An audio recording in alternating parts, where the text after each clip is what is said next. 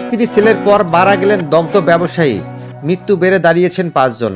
চট্টগ্রাম নগরের হালি শহরের একটি বাসায় বিস্ফোরণে দগ্ধ হয়ে চিকিৎসাধীন অবস্থায় আরও একজনের মৃত্যু হয়েছে। তার নাম সাখাওয়াত হোসেন, তিনি পেশায় মোটর পার্টস ব্যবসায়ী। আজ বুধবার সকালে ঢাকার জাতীয় বার্ন ও প্লাস্টিক সার্জারি ইনস্টিটিউটে তার মৃত্যু হয়। এ নিয়ে বিস্ফোরণের ঘটনায় দগ্ধ ৫ জনের মৃত্যু হলো। এর আগে গত সোমবার ভোর 4:30টার দিকে হালি শহরের হালিম মঞ্জিল নামের 6তলা ভবনটির ৩য় তলায় একটি ফ্ল্যাটে বিস্ফোরণের ঘটনা ঘটে। এই ফ্ল্যাটে মোটর পার্টস ব্যবসায়ী সাখাওয়াত হোসেন পরিবার নিয়ে থাকতেন।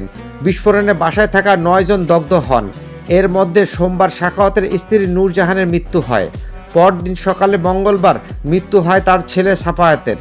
এছাড়া গতকাল সাখাওয়াতের পর্তুগালবাসী ভাই ও তার স্ত্রী আয়েশা আক্তারের চিকিৎসাধীন অবস্থায় মৃত্যু হয়।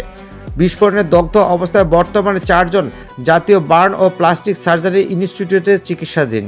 সাখাওয়াত হোসেনের মৃত্যুর বিষয়টি জাতীয় বার্ন ও প্লাস্টিক সার্জারি ইনস্টিটিউটের আবাসিক চিকিৎসক শাওন বিন রহমান নিশ্চিত করেন। তিনি বলেন, সকালে সাখাওয়াত হোসেনের মৃত্যু হয়। দগ্ধ অন্য 4 জন আশঙ্কাজনক অবস্থায় চিকিৎসাধীন। নিহত সাখাওয়াত হোসেনের ব্যবসায়ী অংশীদার মনসুর আলী আজ সকালে বলেন, সাখাওয়াতের লাশ কুমিল্লায় তার গ্রামের বাড়িতে নিয়ে যাওয়ার প্রস্তুতি চলছে। সেখানে লাশটি দাফন করা হবে। বিস্ফোরণটি কী কারণে হয়েছে তা নিশ্চিত হতে পারেনি ফায়ার সার্ভিস ও আইন শৃঙ্খলা রক্ষাকারী বাহিনী। ফায়ার সার্ভিসের ধারণা, রান্নার চুলা থেকে গ্যাস লিকেজের কারণে এ দুর্ঘটনা ঘটে।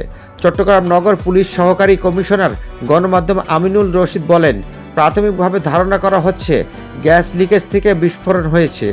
অন্য কোনো আলামত পাওয়া যায়নি। এ ঘটনায় ফায়ার সার্ভিস ও কর্ণফুলী গ্যাস ডিস্ট্রিবিউশন কোম্পানি পৃথকভাবে 2টি তদন্ত কমিটি করেছেন।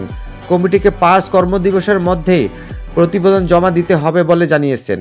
চট্টগ্রাম ফায়ার সার্ভিসের উপসহকারী পরিচালক আলমগীর হোসেন বলেন, কী কারণে দুর্ঘটনা ঘটেছে তদন্ত শেষ হলে এ ব্যাপারে নিশ্চিত হওয়া যাবে।